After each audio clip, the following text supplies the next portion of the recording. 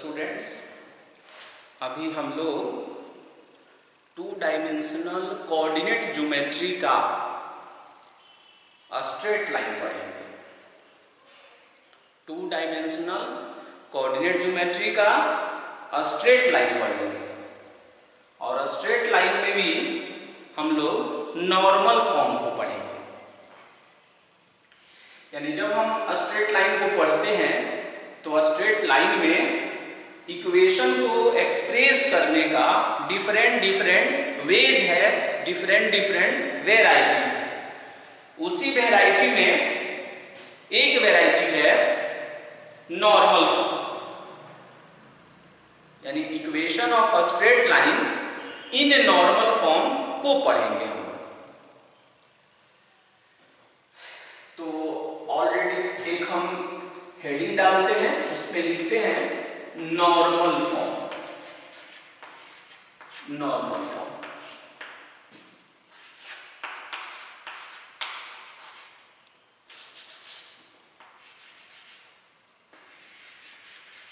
Normal form यानी straight line का equation मुझे निकालना है। लेकिन स्ट्रेट लाइन का इक्वेशन मुझे निकालना है कौन सा? इन नॉर्मल फॉर्म निकालना है। अब हम ये जानेंगे कि ये नॉर्मल फॉर्म क्या है, तो पहले इसके थ्योरी को हम डिस्कस करेंगे। 1 में जो लिखा हुआ है वो नॉर्मल फॉर्म के थ्योरी का पार्ट है। 2 और 3 उससे रिलेटेड क्वेश्चंस है और भी क्वेश्चन करेंगे। अभी हम बेसिक क्वेश्चंस को देख रहे हैं। जब हम स्ट्रेट लाइन की बात करते हैं और इक्वेशन की बात करते हैं तो ये ठीक वही बात है जैसे हर आदमी का अपना एक नाम है और उस नाम को देने का पर्पस क्या है कि उसको आइडेंटिफाई करने में आसानी हो। ठीक उसी तरह ये बोर्ड 2D प्लेन है, इसको 2 डायमेंशनल प्लेन बोलेंगे। तो 2 डायमेंशनल प्लेन में बहुत सारा लाइन का एग्जिस्टेंस हो सकता है। इस बोर्ड पर बहुत सारा इनफाइनाइट लाइंस बना सकते हैं। तो उसको पहचानने के लिए हम लोग इक्वेशन बनाते हैं। दूसरी बात कि जब हम इक्वेशन बनाते हैं 2 डायमेंशन में तो उसमें हमेशा x और y का इन्वॉल्वमेंट होता है, मतलब उसमें x और y शामिल रहता है। और तीसरी बात कि every equation of first degree in x and y always represent a straight line. यानी जो भी स्ट्रेट लाइन का इक्वेशन होगा उसमें x का पावर 1 और y का पावर 1 ही होता है, कोई अदर नहीं होगा। जैसे प्रीवियस क्लासेज में आपने पढ़ा कि लाइन का standard equation ax + by + c = 0 होता है। तो ax + by + c = 0। उसको ध्यान से देखेंगे तो मालूम चलेगा कि x का पावर 1 है और y का पावर भी 1 है।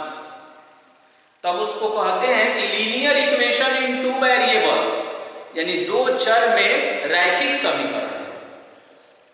उसी को फर्स्ट डिग्री इक्वेशन भी कहा जाता है। Every equation of first degree in x and y always represent a straight line. यानी कोई भी इक्वेशन जिसमें x का पावर 1 होगा और y का पावर भी 1 होगा वो हमेशा स्ट्रेट लाइन को इंडिकेट करेगा। जब हम नॉर्मल फॉर्म में आते हैं तो नॉर्मल फॉर्म बोलते किसको है और उसमें क्या होता है उसको अभी हम लोग डिस्कस करेंगे। जब हम नॉर्मल फॉर्म में आते हैं तो मेरे पास 2 सिंबल आता है। पहला जो सिंबल होता है उसको हम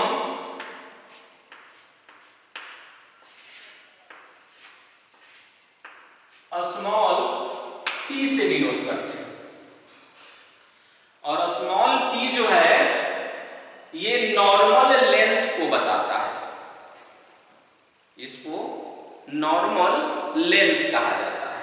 यानी स्मॉल p जो यहां आप देख रहे हैं इसको हम बोलते हैं कि normal length. Normal length from the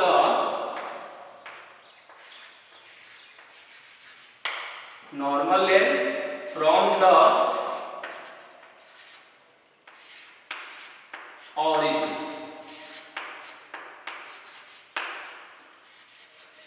origin भी अंडरलाइन है, कीवर्ड से इसका। और स्मॉल p क्या बता रहा है, इसको फिगर अभी ड्रा करेंगे तो उसमें हम लोग देखेंगे।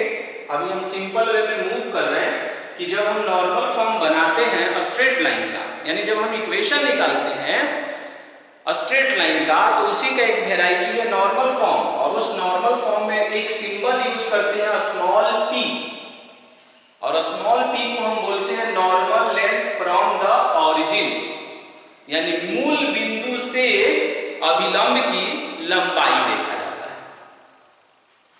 एक इसमें दूसरी जो सिंबल यूज करेंगे हम, वो सिंबल होता है अल्फा। अल्फा ये सिंबल हम बदल भी सकते हैं, बट स्टैंडर्ड रूप में करने के लिए हम इसको यूज कर रहे हैं। मैक्सिमम बुक में यही सिंबल यूज किया जाता है। तो अल्फा को हम बोलते हैं inclination.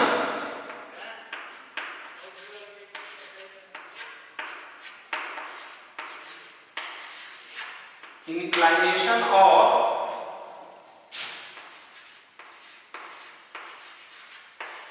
normal, inclination of normal with x-axis in anti-clockwise direction। एक वर्ड है anti-clockwise direction। बस ये दो सिंबल यूज होता है। एक होता है स्मॉल p जिसको normal length from the origin बोलते हैं, और एक है inclination of normal with x axis in anti clockwise direction. अब हम इसका फिगर ड्रा कर रहे हैं तो स्पष्ट होगा। इसमें पहले हम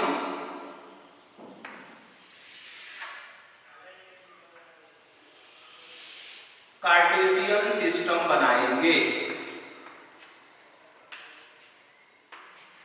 ये जो पॉइंट है ये ओरिजिन है, और ओरिजिन को O से डिनोट करते हैं। इसमें एक लाइन होता है, तो हम क्या कर रहे हैं कि वो जो लाइन है उस लाइन को कुछ ऐसा हमने खींच दिया। ये लाइन है,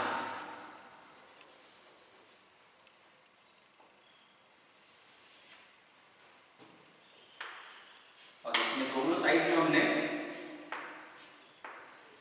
बिल्कुल सीधा होना चाहिए। आप बनाएंगे तो ये एक लाइन हुआ। अच्छा, अब इस लाइन का मुझे इक्वेशन निकालना है, लेकिन इसके बारे में मुझे दो इंफॉर्मेशन मालूम है। ये ओरिजिन है, तो ओरिजिन से एक परपेंडिकुलर खींचेंगे उस लाइन पर। ओरिजिन से एक परपेंडिकुलर खींचेंगे उस लाइन पर। तो हमने क्या किया कि ओरिजिन से एक परपेंडिकुलर खींच दिया। कहां पर? तो उस लाइन पर, और यहां पर हमने 90 डिग्री का एक सिंबल बना दिया। तो ओरिजिन से जब उस लाइन पर हम परपेंडिकुलर खींचेंगे, यानी जब हम लंब खींचेंगे, तो इसी को नॉर्मल कहा जाता है। इसको हम नॉर्मल कहते हैं, और उसको हमने n सिंबल से डिनोट कर दिया। तो ON जो है, ON ये नॉर्मल को इंडिकेट करेगा। उसी को सिंपल वे में परपेंडिकुलर भी कहा जाता है। एक्चुअल में होता क्या है कि जब किसी एक्सटर्नल पॉइंट से किसी लाइन पर जब हम परपेंडिकुलर ड्रा करते हैं तो उसको नॉर्मल भी बोल सकते हैं। तो ON क्या है? तो इसको बोलेंगे कि ये नॉर्मल है। कहां से खींचा गया है? ओरिजिन से कहां खींचा गया है? किस पर खींचा गया? उस लाइन पर खींचा गया। और ये जो नॉर्मल है, इसी नॉर्मल का लेंथ स्मॉल p है, यानी ON जो आप देख रहे हैं इसकी वैल्यू स्मॉल p है, ऐसा हम एज्यूम करेंगे, ऐसा हम एज्यूम कर लेंगे कि O से लेकर और N तक का जो लेंथ है वो स्मॉल p है। ये बहुत आसान है, जैसे हम इसके थ्योरी को समझेंगे इसका क्वेश्चन बहुत ही आसान होता है। तो क्या किया हमने कि एक लाइन था, मूल बिंदु से उस लाइन पर एक परपेंडिकुलर ड्रा किया और उसी परपेंडिकुलर को हम नॉर्मल बोलते हैं, या यूं कहें कि नॉर्मल लेंथ बोलते हैं, और वो हमेशा ओरिजिन से ड्रा करना है, ऐसा कॉन्सेप्ट है।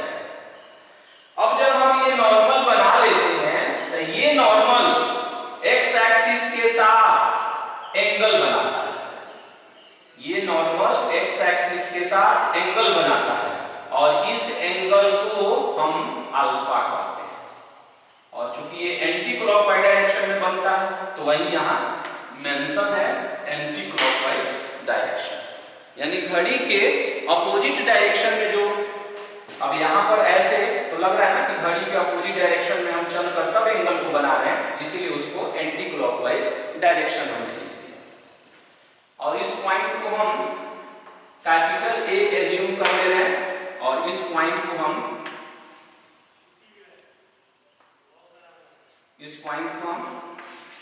कैपिटल B हमने एज्यूम कर लिया, इसको हमने कैपिटल A और उसको हमने कैपिटल B एज्यूम कर लिया। अच्छा हो गया, ठीक, अब ले लेते हैं इसे। अब हम जितनी सारी इंफॉर्मेशन था उसको हमने सप्लाई कर दिया इस ग्राफ में, हम इसको ड्रा किया, इसमें टोटल इंफॉर्मेशन मेंशन है। एक स्मॉल p है जो नॉर्मल लेंथ को बताएगा, कहां से? फ्रॉम द ओरिजिन, तो वही लिखा हुआ normal length from the origin. Alpha क्या है? इंक्लाइनेशन, इंक्लाइनेशन का मतलब होता है झुकाव, inclination of normal with x axis in anti-clockwise direction। हो गया, इतना इंफॉर्मेशन मुझे मालूम है और अब हमको इसका इक्वेशन डेराइव करना है। अब देखना है कि इसका इक्वेशन हम कैसे बनाएंगे। इक्वेशन बनाने का मतलब क्या होता है, इस बात को हम समझ लेते हैं कि जब हम इक्वेशन बनाते हैं तो हमेशा इस बात का ध्यान रखना है कि 2D में अगर हम बना रहे हैं तो उसमें x और y का रहना नितांत आवश्यक है, उसी को मास्टर पॉइंट बोलते हैं। कई बार हमने डिस्कस किया कि कोई भी इक्वेशन बनाएंगे तो उसमें x और y का इन्वॉल्वमेंट रहेगा, यानी मुझे अब यहां से एक मेरा टारगेट क्या है, मुझे क्या करना है, इसमें उसको हम लोग एक समझ लेते हैं कि टारगेट मुझे क्या है, क्या करना है। तो मुझे एक ऐसा रिलेशन निकालना है जिसमें x हो और y हो, और क्या हो तो जो दिया गया, तो दिया गया हमको p की वैल्यू इसमें मालूम है, स्मॉल p है, ये नॉर्मल लेंथ मुझे मालूम है और इंक्लाइनेशन मालूम है, यानी स्मॉल p मुझे मालूम है और एक और चीज है मुझे मालूम है और वो है स्मॉल p, और एक हो गया मेरे पास अल्फा। यानी मुझे एक ऐसा रिलेशन डिडक्ट करना है जिसमें x हो, y हो, p हो और अल्फा, बस हो गया। जैसे उस रिलेशन को हम डिडक्ट करेंगे वही उसका इक्वेशन कहलाएगा, यानी any relation involving with x, y, p and alpha is called the equation of that line, यानी AB जो लाइन है उसका इक्वेशन हम निकालेंगे।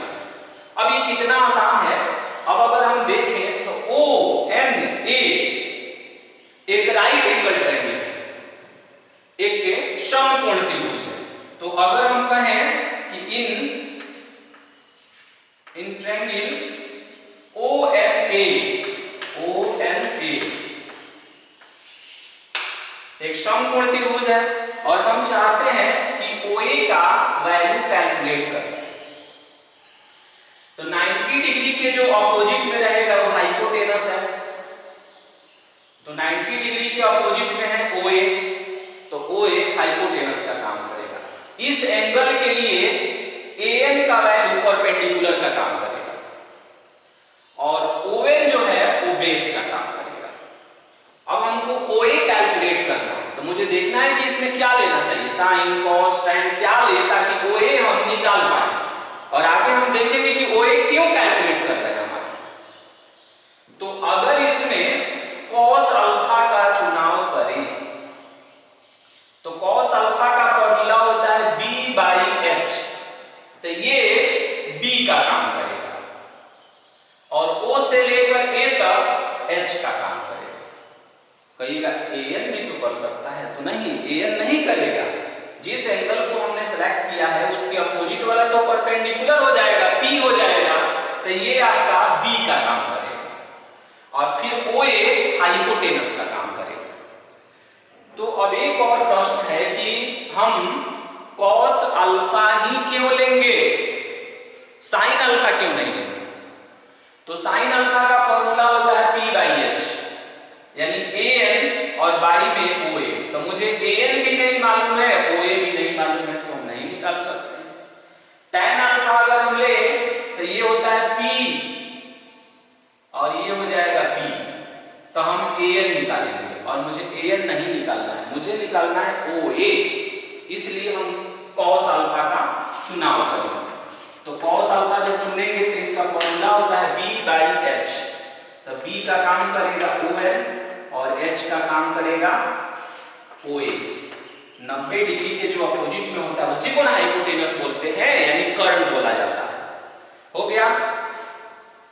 अब यहां से हम oa का वैल्यू निकालेंगे, तो on देख लीजिए कितना है इसमें हम शुरू में ही बोले हैं कि on जो आप देख रहे हैं ये कितना है, स्मॉल p है, और AON जो एंगल बना है AON ये कितना है, अल्फा। ये दो चीजें मुझे मालूम है। तो जब हम OA निकालेंगे तो cos अल्फा इधर भेजते हैं, तो ON तो ये हो जाएगा स्मॉल p और अपॉन cos अल्फा। हमने OA की वैल्यू कैलकुलेट कर लिया, OA की वैल्यू हमने कैलकुलेट कर ली, p small p upon cos alpha. हो गया। ठीक उसी तरह अब मुझे OB कैलकुलेट करना है। तब सोचेंगे कि OB कैसे निकाला जाए, तो आपको मालूम है कि एक्स एक्सिस ये है, ये वाई एक्सिस है और दोनों के बीच का एंगल 90 डिग्री होता है।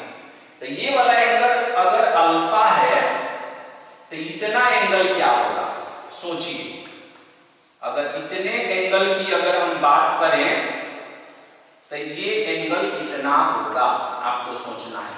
क्या ये 90 माइनस अल्फा होगा, क्या ये एंगल 90 माइनस अल्फा हो जाएगा,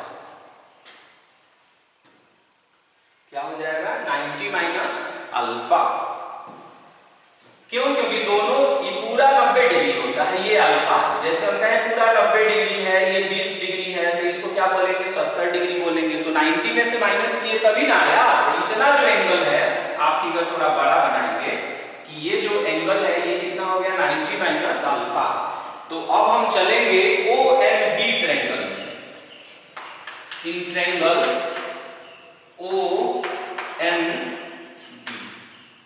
ONB में चलेंगे और फिर हम क्या करेंगे इसमें कि cos और उस वहां पर जो एंगल है वो 90 माइनस अल्फा, हम 90 माइनस अल्फा लेंगे और cos का फॉर्मूला फिर b बाई h होता है।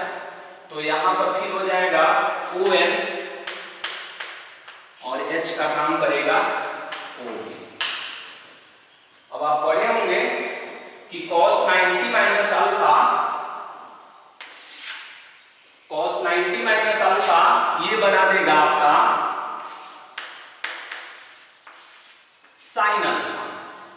ON की वैल्यू स्मॉल p है और OB मुझे कैलकुलेट करना है। तो यहां से OB अगर हम कैलकुलेट करें तो ये हो जाएगा स्मॉल p और अपॉन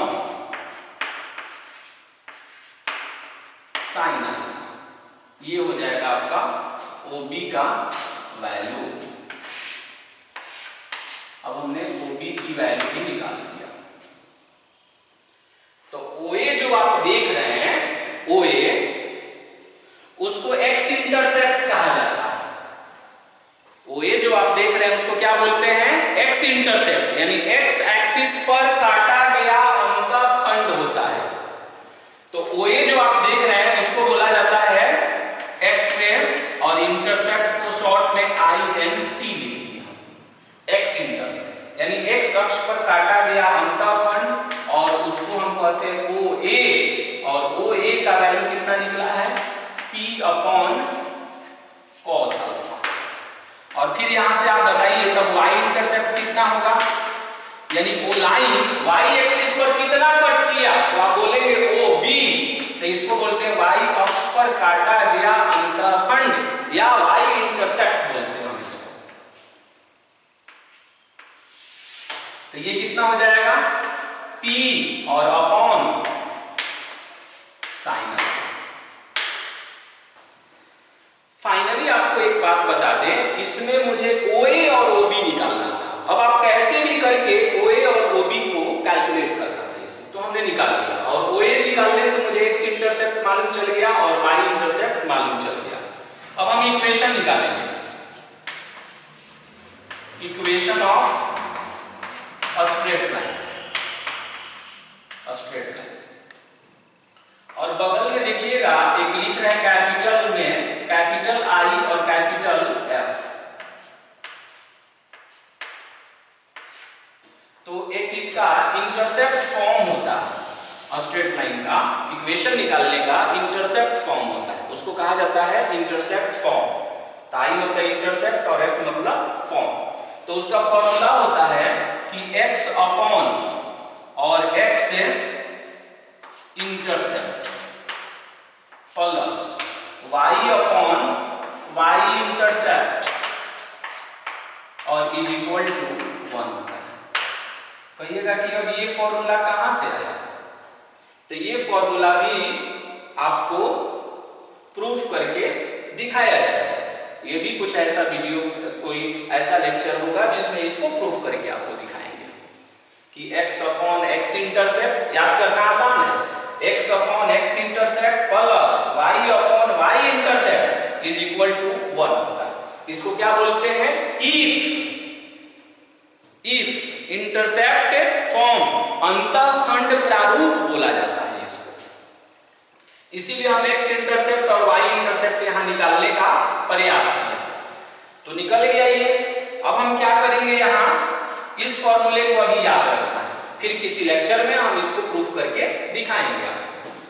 तो x अपॉन और x इंटरसेप्ट, तो ये है P upon cos alpha plus y upon y intercept, तो P अपॉन साइन अल्फा और इज इक्वल टू 1। अब हम देखेंगे cos अल्फा ऊपर चला जाएगा, तो ये हो जाएगा x cos अल्फा अपॉन में P प्लस में y साइन अल्फा और अपॉन में P और is equal to 1। x cos alpha y sine alpha और इज इक्वल टू, एलसीएम लेंगे और उधर ट्रांसफर कर देंगे। अब ये बन गया फॉर्मूला, इसी को नॉर्मल फॉर्म कहा जाता है। मैंने शुरू में भी बोला था कि इक्वेशन निकालने का मतलब होता है एक ऐसे रिलेशन को डिडक्ट करना जिसमें x और y रहेगा, वो नेसेसरी होता है, उसका रहना एकदम नितांत आवश्यक है, और जो सप्लाई मैटर होता वो इन्वॉल्व रहेगा, यानी x, y, p और अल्फा। तो देखिए इसमें x भी है, y भी है, p भी है और अल्फा भी है, तो ये इक्वेशन हो गया। हमने फर्स्ट वाले रिजल्ट को डिडक्ट कर दिया। अब इसमें पूछा जाएगा कि x और y क्या है, तो आप बोलेंगे कि उस लाइन पर एक मास्टर पॉइंट है और उस मास्टर पॉइंट का कोऑर्डिनेट है x, y। अल्फा क्या है, तो इंक्लाइनेशन ऑफ द नॉर्मल है। p क्या है, तो वो नॉर्मल लेंथ को बताएगा, कहां से, फ्रॉम द ओरिजिन। हो गया।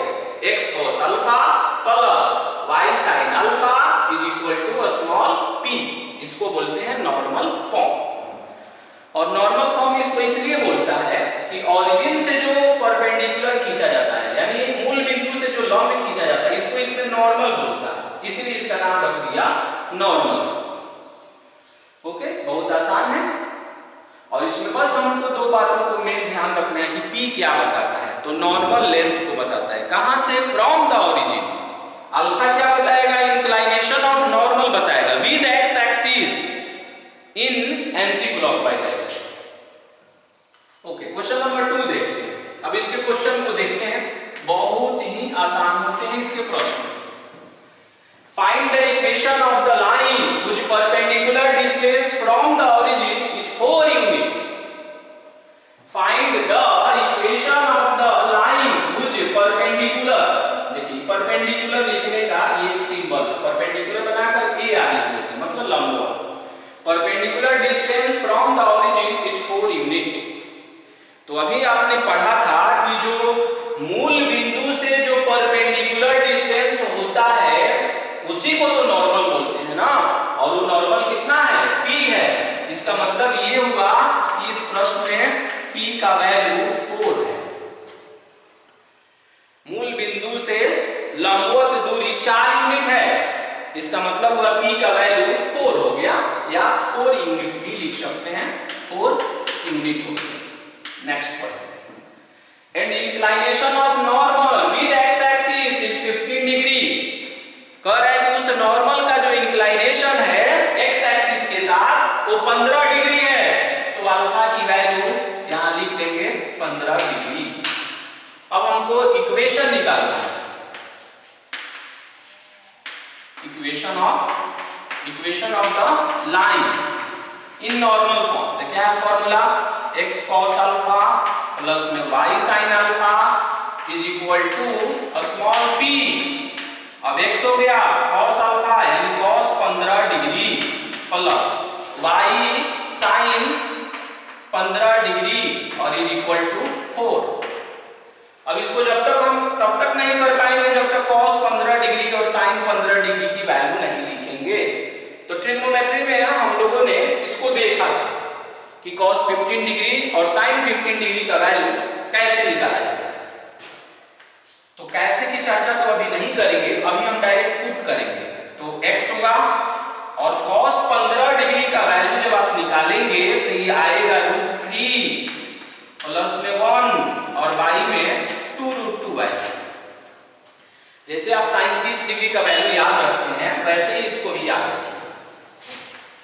प्लस में हो जाएगा y और sin 15 डिग्री का वैल्यू तो √3 माइनस 1 बाई 2√2 और इज इक्वल टू कितना चल रहा था? 4। अब सिंप्लीफाई करें तो एलसीएम कितना हो जाएगा? तो x और ये हो जाएगा √3 प्लस 1 और प्लस में y और √3 माइनस 1 और अपॉन में हो जाएगा 2√2 और इज इक्वल टू हो जाएगा 4। अब अगर हम क्रॉस मल्टीप्लाई करें तो ये आ जाएगा x और ये हो जाएगा √3 प्लस 1 प्लस में y और ये हो जाएगा √3 माइनस 1 और इसको क्रॉस मल्टीप्लाई करेंगे तो ये बन जाएगा 8√2।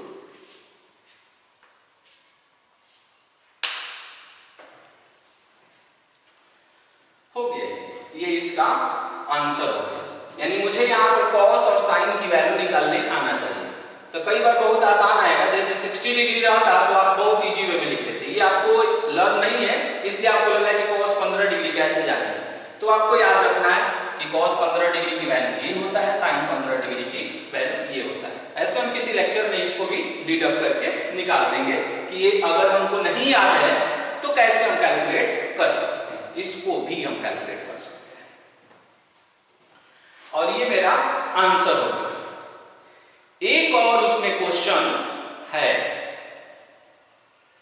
उसमें एक इक्वेशन दिया और उस इक्वेशन को नॉर्मल फॉर्म में कन्वर्ट करना है। उस इक्वेशन को नॉर्मल फॉर्म में कन्वर्ट करना है। अब तो स्पेस इतना नहीं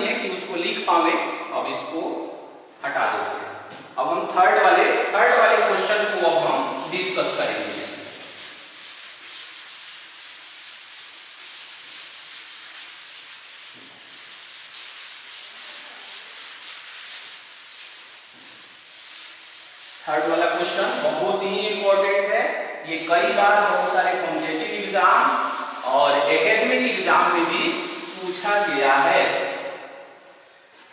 और थोड़ा स्पेस चाहिए, इसको भी हम कर देते हैं, हटा देते हैं।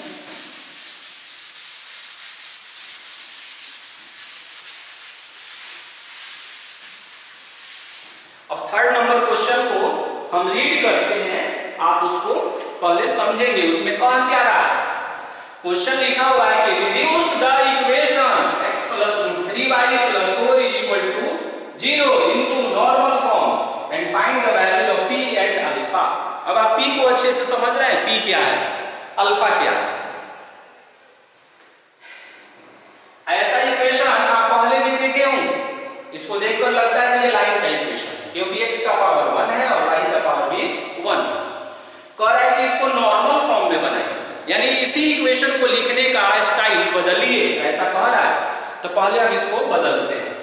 तो लाइन का इक्वेशन कितना दिया है, इक्वेशन ऑफ द लाइन है, ये गिवन करके हम लिख देंगे कि गिवन x + √3y और प्लस में 4 = 0। ये लाइन का कार्टेशियन इक्वेशन है। जो कार्टेशियन इक्वेशन रहेगा तो उसमें सिर्फ x और y और कांस्टेंट का इन्वॉल्वमेंट होता है। कह रहा है कि अब इसको नॉर्मल फॉर्म में बदलिए। तो नॉर्मल फॉर्म में बदलने के लिए कुछ क्राइटेरिया है, उसको ध्यान रखेंगे। इसमें एक वर्ड हम अभी लिख रहे हैं कि डिवाइडिंग बाय, मतलब ये दोनों साइड में हम डिवाइड करते हैं, यानी भाग देते हैं। किससे देंगे, इस बात की जानकारी जो है मुझे कैसे मिलेगा। तो अच्छा, इसको डिवाइडिंग वाला काम से पहले एक और काम इसमें कर लेते हैं। डिवाइडिंग तो मुझे करना ही है। सबसे पहले क्या करेंगे ना कि जो कांस्टेंट वाला टर्म है उसको आरएचएस में हम ट्रांसफर कर लेते हैं।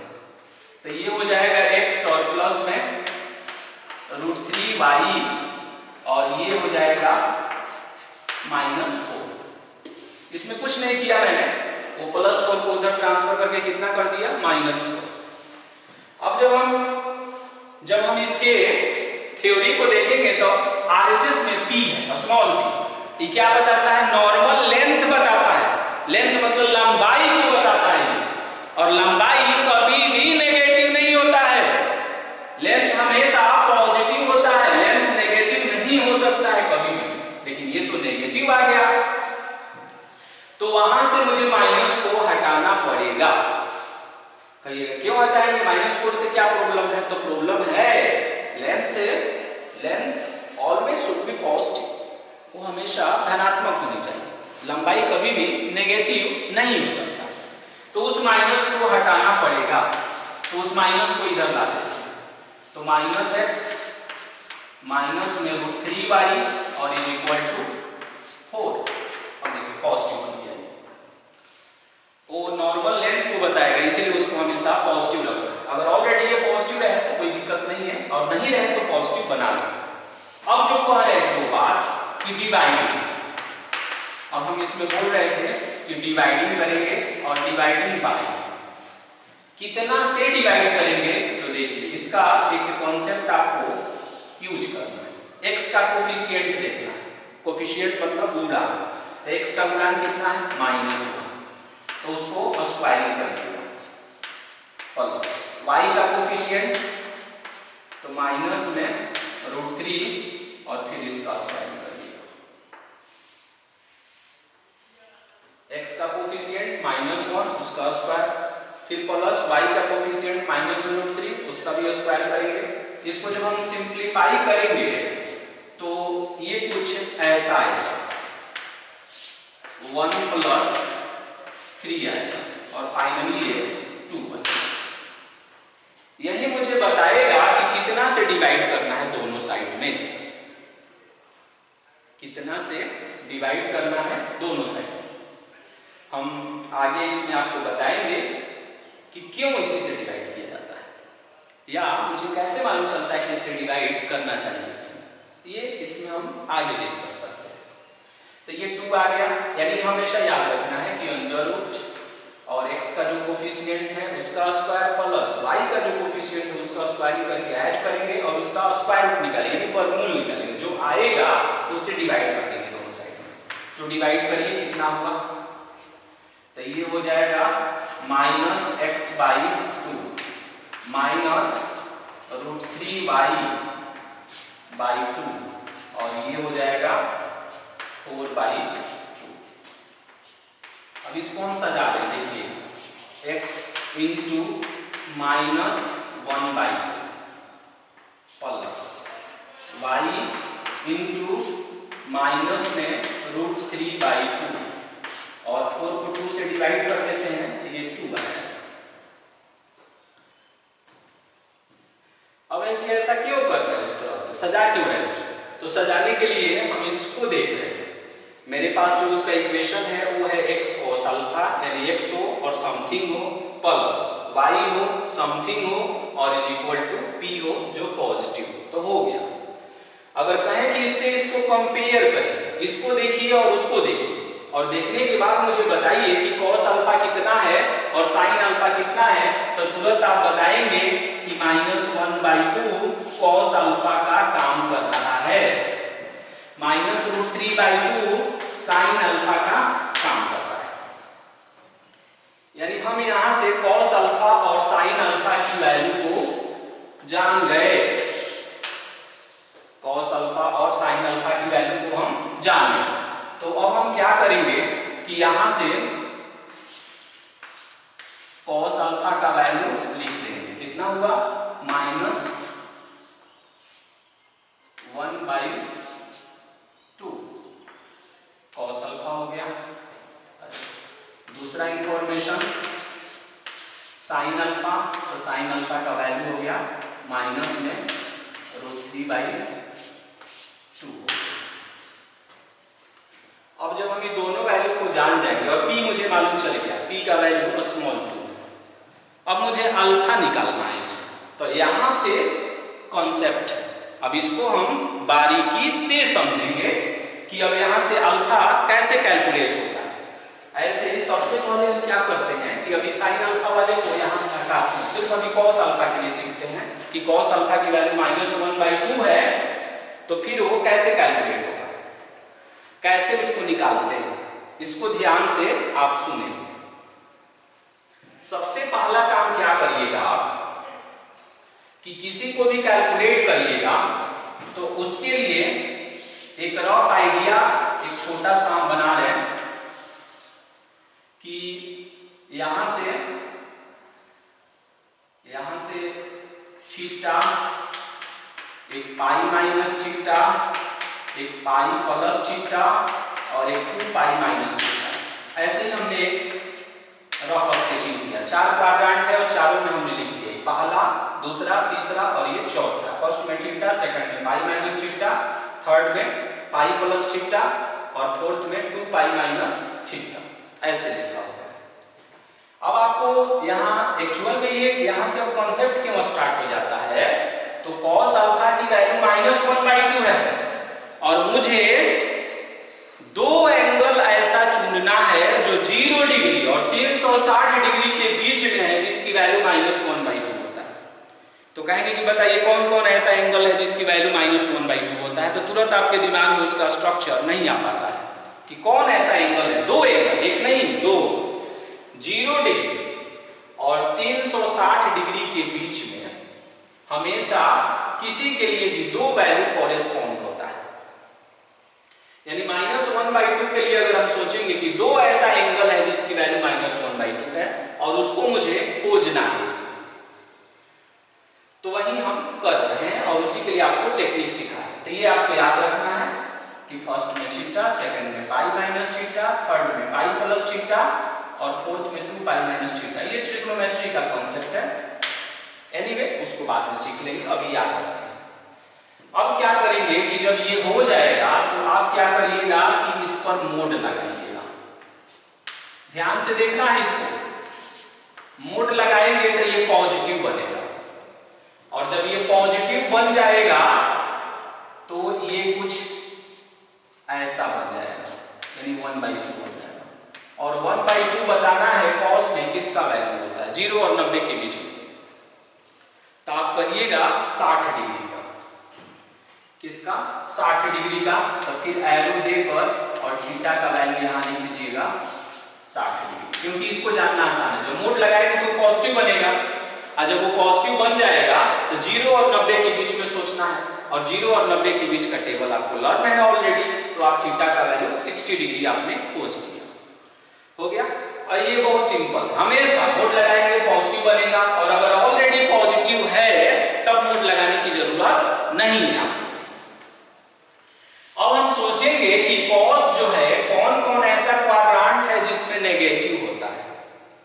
तो कॉस पहला और चौथा में पॉजिटिव होता है, नेगेटिव किसमें होगा? तो दूसरा और तीसरा में। यानी ये जो -1/2 हम देख रहे हैं, तो इससे दो चीजों की उत्पत्ति होने वाली है। एक होगा सेकंड क्वाड्रांट का और एक होगा इससे थर्ड क्वाड्रांट का।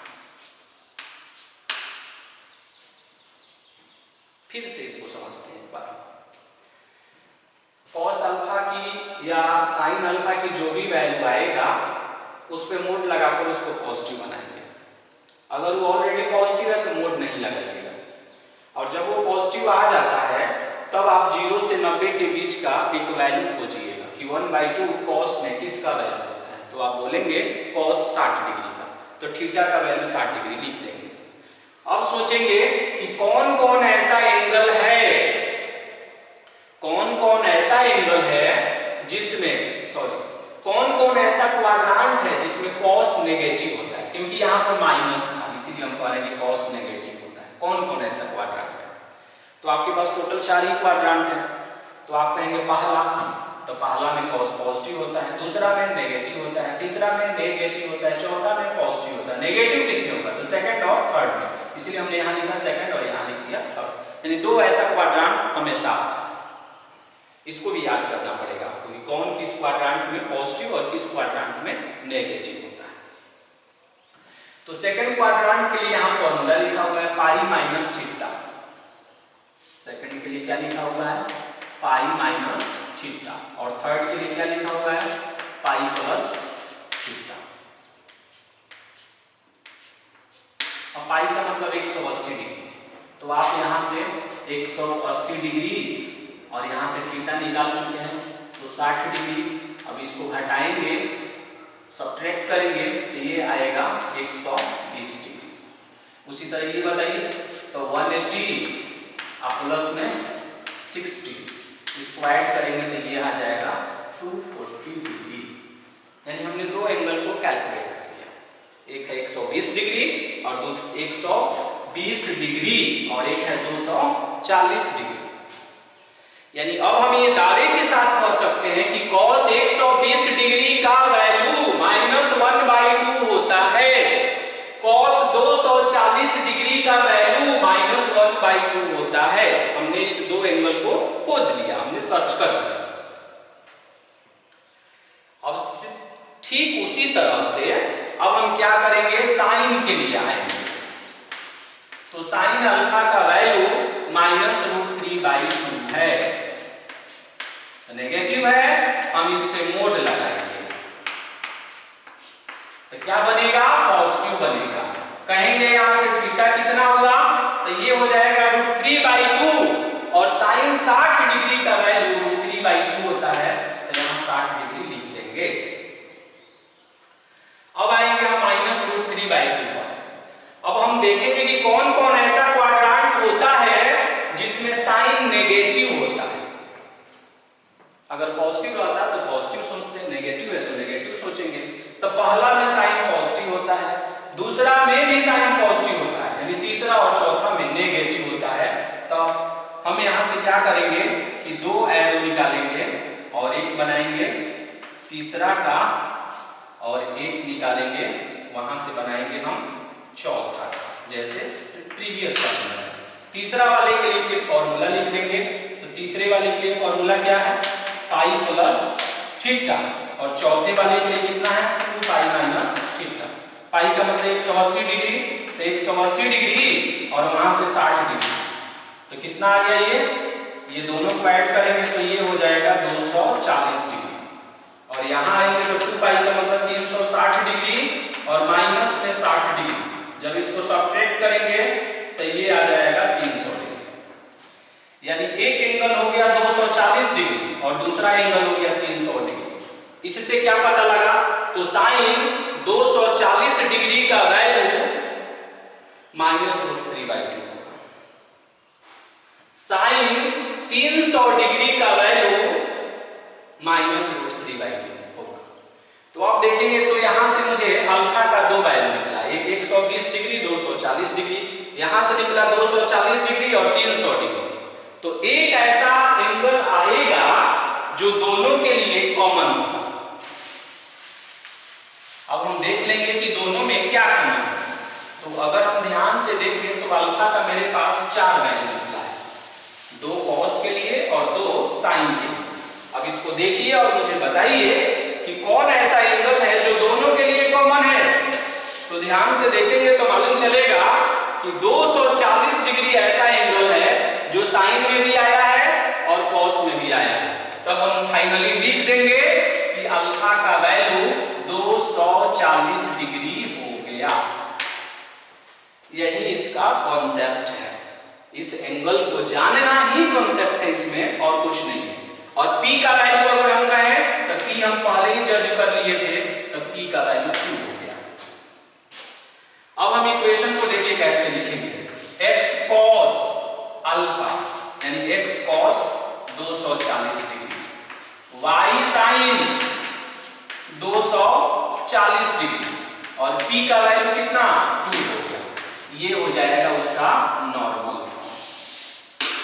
फिर इसको सिंप्लीफाई करिएगा तो ये वही आएगा जो पहले यहां पर है, वही सेम चीज आ जाएगा। तो इसको कहेंगे, ये जो लिखने का स्टाइल है इसको हम बोलते हैं कि ये इक्वेशन का नॉर्मल फॉर्म है, ये इक्वेशन का नॉर्मल फॉर्म। और शुरू में जो इक्वेशन दिया था उसका कार्टेशियन फॉर्म था। तो क्वेश्चन था कि कार्टेशियन फॉर्म को नॉर्मल फॉर्म में रिड्यूस करिए, और जब रिड्यूस हो जाए तब उसमें अल्फा और P का वैल्यू भी डिसाइड करिए। और ये जो टेबल है, इस टेबल को याद रखना होगा, ये बहुत ही इंपॉर्टेंट है और ये हमेशा हेल्प करेगा आपको। ये टेबल हमेशा कोई भी एंगल अगर आप लिख देंगे तो उसका 2 वैल्यू खोजने में केपेबल है। 0 डिग्री और 360 डिग्री के बीच का कोई भी 2 वैल्यू हम खोज सकते हैं। जैसे फॉर एग्जांपल आपको समझा देते हैं। अगर मान लीजिए लिखा हुआ है कि tan theta is equal to 1/√3 लिखा हुआ है। हम कहेंगे कि 2 एंगल बताइए 0 डिग्री और 360 डिग्री के बीच में जिसका वैल्यू 1/√3 होता है। तो एक एंगल आप तुरंत बताएंगे कि tan 30 डिग्री का वैल्यू 1/√3 होता है। फिर दूसरा पूछेंगे तब आप सोचेंगे। तो उसी को सोचेंगे जो ना, वो कैसे सोचेंगे वो टेबल से हम कर सकते हैं। मैंने बोला था कि अगर ये पॉजिटिव रहेगा तो मोड नहीं लगाइएगा, तो मोड नहीं लगाएंगे तो 1/√3 ही है, और 1/√3 tan में किसका वैल्यू होता है, तब आप बोलेंगे कि 30 डिग्री का होता है। तो थीटा का वैल्यू 30 डिग्री हो गया। अच्छा, अब इस वैल्यू पर आते हैं। अब tan पॉजिटिव है तो देखेंगे कि कौन कौन ऐसा क्वाड्रेंट है जिसमें tan पॉजिटिव होता है। कौन कौन ऐसा क्वाड्रेंट है जिसमें tan पॉजिटिव होता है। तो पहला क्वाड्रेंट में पॉजिटिव होता है, सब पॉजिटिव होता है, फर्स्ट लिख दिए। और किस में होता है tan पॉजिटिव, तो थर्ड क्वाड्रेंट में होता है, तो थर्ड में। फर्स्ट वाले को निकालने के लिए क्या फॉर्मूला है, थीटा, यहां से देख रहे हैं। थर्ड वाला में जाएगा तो निकालने का फॉर्मूला क्या है, पाई प्लस थीटा। अब देखिए थीटा का वैल्यू तो ऑलरेडी यहां 30 है, तो 30 हो गया यहां पर, ठीक है। मान लीजिए इसको हम खाली देते हैं, मैचिंग नहीं करेगा, तो एक यहां पर 30 डिग्री निकल गया, क्योंकि जो यहां आएगा वही लिख देना। अगर फर्स्ट में जाएगा तो थर्ड में जाएगा तो 180 डिग्री में उसको जोड़ना है, तो 180 डिग्री में 30 डिग्री जोड़ेंगे तो ये आएगा 210 डिग्री। यानी tan 30 डिग्री का वैल्यू, इसको नहीं देखना है, यहां देखना है। tan 30 होता है और tan 210 डिग्री का वैल्यू भी 1/√3 होता है। इसके अलावा कोई ऐसा वैल्यू नहीं है 0 डिग्री और 360 डिग्री के बीच में जिसका वैल्यू 1/√3 आवे। यानी हमेशा हम याद रखेंगे कि 0 डिग्री और 360 डिग्री के बीच में हमेशा हमको दो वैल्यू ऑब्टेन होता है जो उसको इंडिकेट करता है। बस ये 3 क्वेश्चंस है। और क्या पढ़ रहे थे हम लोग? स्ट्रेट लाइन पढ़ रहे थे। स्ट्रेट लाइन का क्या पढ़ रहे थे? तो नॉर्मल फॉर्म पढ़ रहे थे। तो नॉर्मल फॉर्म का हम लोगों ने थ्योरी देखा और उससे रिलेटेड हमने 2 क्वेश्चन किया। फिर इसी तरह नेक्स्ट में और क्वेश्चंस को हम देखेंगे। ओके।